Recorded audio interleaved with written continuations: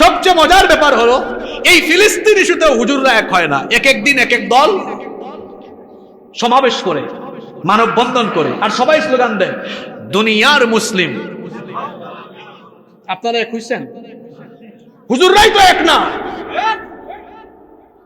আপনাদেরকে আপনাদের এলাকায় পাল্লা বলেন না দাড়ি পাল্লা বলেন? দাড়ি পাল্লায় ব্যাং রাখা যেমন কঠিন, ব্যাঙের কাজ কি? দাড়ি পাল্লায় যেমন ব্যাং রাখা কঠিন, আমাদের দেশের হুজুরদেরকেও এক টেবিলে বসানো কঠিন। আমাদের দেশের হুজুরদের উপরে মুসিবত এমনি এমনি আসে না। কেন এসেছে সেটা বলি।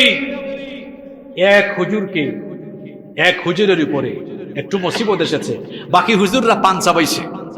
এটা তো আমাদের না, অসুবিধা কি?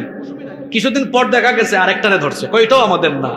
এখন দেখতে দেখতে দেখা গেছে কেউ আর বাকি। যদি